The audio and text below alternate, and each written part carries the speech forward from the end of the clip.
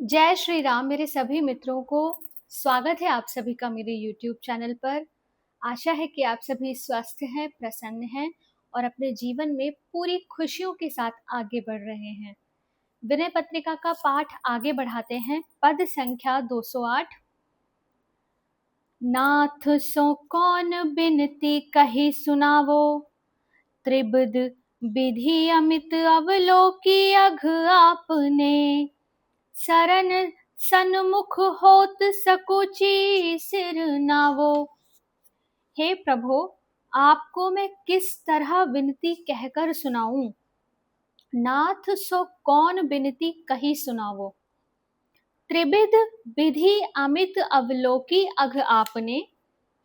तीन तरह के मन वचन कर्म से उत्पन्न अपरिमित प्रकारों से किए जाने वाले अपने पापों की ओर देखकर जब मैं आपके शरण में सम्मुख आना चाहता हूँ, अर्थात मैं तीनों प्रकार से जो भी कर्म करता हूँ वो पाप से घिरे ही होते हैं, और जब इतने पापयुक्त कर्म करने के बाद मैं आपकी शरणागति लेना चाहता हूँ तो संकोच के मारे मेरा सिर नीचा हो जाता है।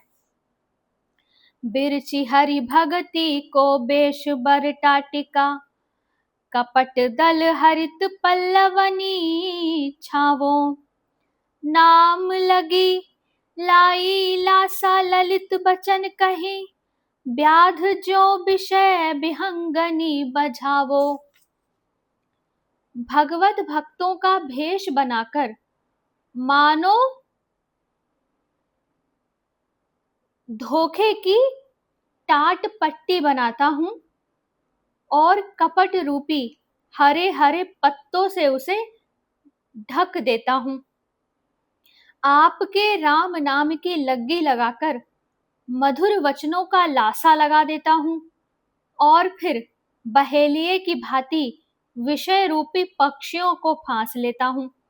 तो इसका तात्पर्य यह है कि लोगों की दृष्टि में तिलक माला कंठी राम नाम के गुणगान वाला और मधुर वाणी बोलने वाला महात्मा भक्त बना फिरता हूं, परंतु मन ही मन विषयों का चिंतन करने में लगा रहता हूं कि बाहरी वेश तो बदल लिया पर अंदर वही विषयों के प्रति आसक्ति बनी हुई है। कुटिल सत कोटि मेरे रोम परवार यही, साधु गणति में पहले ही गनावो।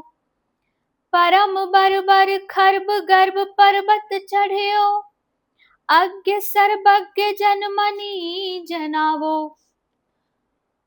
इसका अर्थ है कि मैं इतना बड़ा पापी हूं कि मेरे एक रोम पर 100 करोड़ पापी निछावर किए जा सकते हैं, कि एक रोम मैं इतना पाप कर चुका हूं कि मेरे एक रोम पे 100 करोड़ पापी भारी हल्के होंगे, कि मेरा एक रोम उससे भी ज्यादा भारी रूप में पतित है।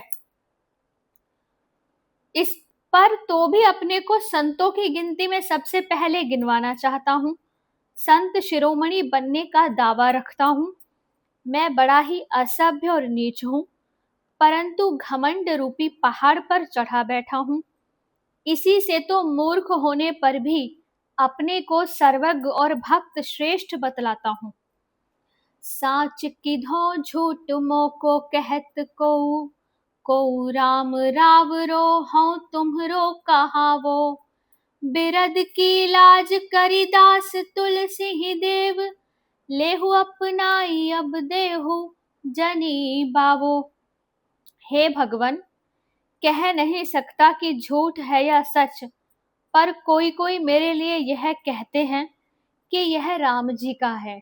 तुलसीदास जी स्वयं को कह रहे हैं कि जब कोई उन्हें यह कहता है कि ये राम जी का भक्त है और मैं भी आपका ही कहलाना चाहता हूं, हे देव, इससे अब अपने बाने की लाज रखकर इस तुलसीदास को अपना ही लीजिए। जब लोग भी कह रहे हैं कि ये राम जी का है और मैं स्वयं भी चाहता हूं कि मैं आपका कहलाऊं, तो अब संकोच किस बात का है। अब आप पूरी तरह अपना ही लीजिए ना मुझे। जब आपका कहलाकर भी दुष्ट ही रहूंगा तो आपके विरध की लाज कैसे रहेगी।